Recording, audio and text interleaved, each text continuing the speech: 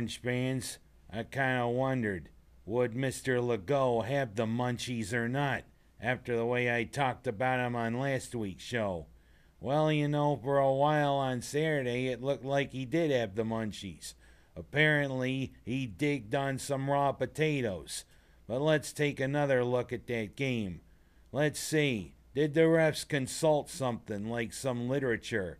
How to screw the Orange in 2 bad calls, or how the Orange can screw themselves with 1 thing. That's 3 bad things. Let's take a look at them. First, that fumble deep in Cincinnati territory when it was quite obvious the ball had come out before his knee touched the ground. Syracuse could have been golden on that one. They could have had the ball at the Bearcat 12-yard line. Oh well, the refs took their time. Let's see now.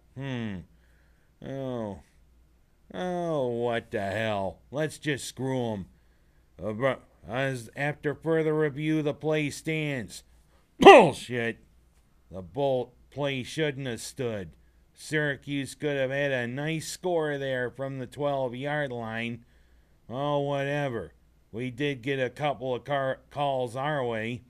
But secondly, in the second half, Legault was going for the end zone. He lost the ball at about the 1-yard line before he went out of bounds. The ball bounced around, hit the goal line, then hit the pylon.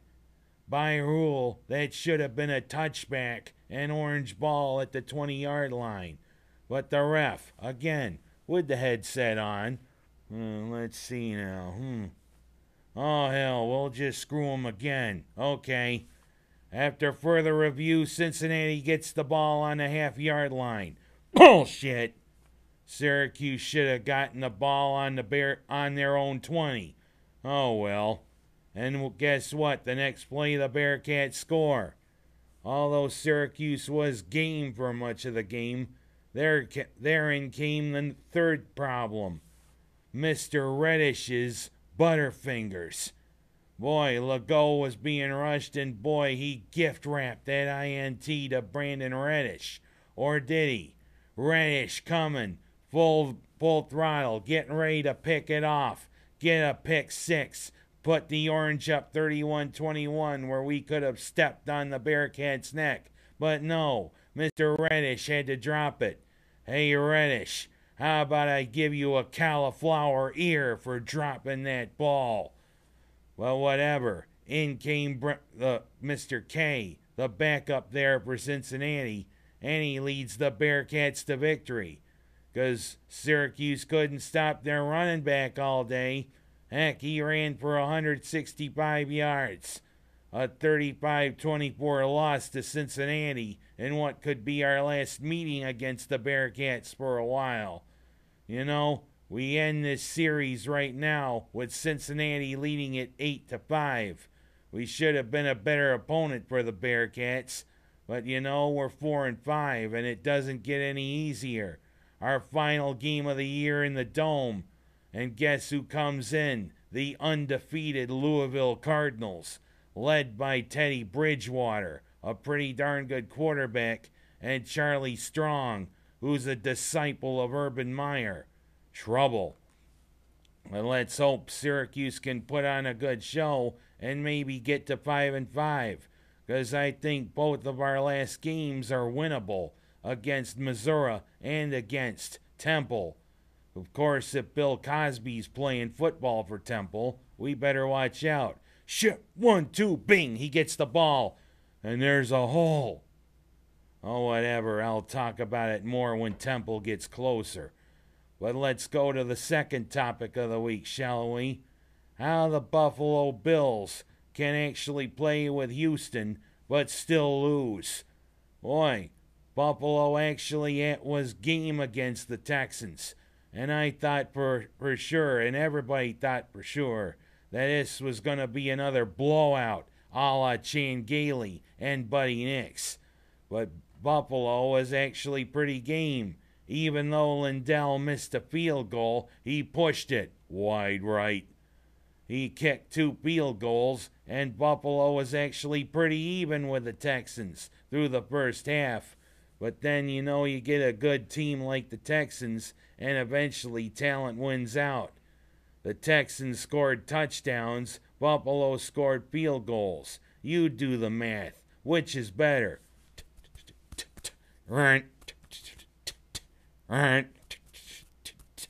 What's it say? $1.50. $1.50? Yeah, that's without tax. Without tax. Ooh! 21-9 we lose. It doesn't get any easier for the Bills this week, because guess what? We go to the stadium where we've never won. We go to Gillette Stadium, and we've never beaten the Patriots there at Gillette. We haven't beaten the Patriots in their home stadium in 12 years. Might as well raise the flag now. Chan Gailey. All right, everybody, come up here. Come up here. When they come out of the huddle, we come out of the huddle, line up backwards. Then we'll let them run right over us. Then we'll raise the flag. That way we'll get pity around here. That's not the way you play football, Chan Gailey. And besides, the seat under you is getting really hot. Hopefully this will be a good showing by the Bills, and hopefully we can stay with Brady and company. No more of these blowouts. I'm sick of them. Whoever thought of a blowout, especially when you wear your sneakers too long? Well, that's it for that. Let's go to topic number 3. Topic number 3, it's that time of year again, Orange fans. Guess what? It's time for Boeheim and company to hit the hard court there in the Loud House. It's time for Syracuse basketball 2012-2013. We did lose some big stars. We lost Chris Joseph. We lost Scoop Jardine. And, of course, Dion Waiters and Fab Melo decided to go early into the NBA. Of course, losing Fab Melo, I think, is not such a big deal. He seemed to be more trouble than what he was worth. But, of course, we get 2 big recruits, DeJuan Coleman and Jeremy Grant, plus Trevor Cooney, who looks to be the next addition of Jerry McNamara and Andy Routens, coming up from his redshirt year. And the way they looked in their 2 exhibition games, it looks like Boeheim doesn't regroup, he reloads. This team doesn't look like it's really lost a step. Rakeem Christmas definitely looks better. Michael Carter-Williams looks like he can handle the load. They look pretty good. And of course, their first game of the year is this coming Friday, supposedly on the deck of the Midway, on the aircraft carrier. But wait a minute, guess what? There may be rain in the forecast for San Diego. As Albert Hammond said, it supposedly never rains in Southern California. Oh well, especially if they tried to play basketball on a pirate ship. That would have been something. The pitch and yaw of that ship, it would have been impossible. Who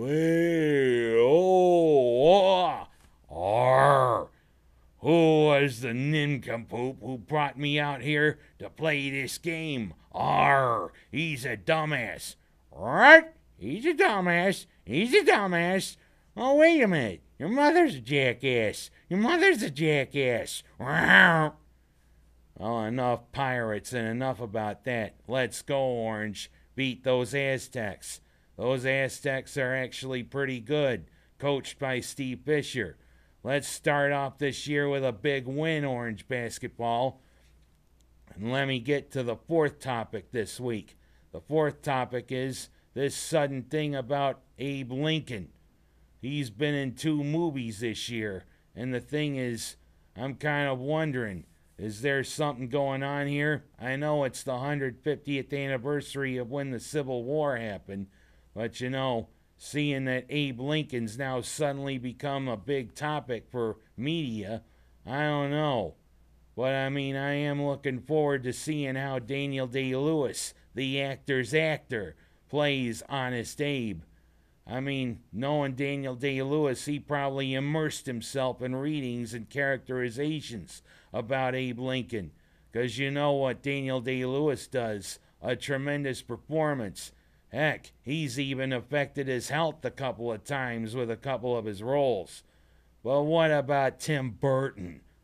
What the heck is that guy thinking? I know he's a different kind of person. I know he has dark comedy. Well, what was he thinking? Abraham Lincoln, vampire hunter. Who'd have thought Abe Lincoln was a vampire hunter? I didn't read that in any history. Of course, Abe Lincoln was a non-denominational Christian. But he did read the Bible every day.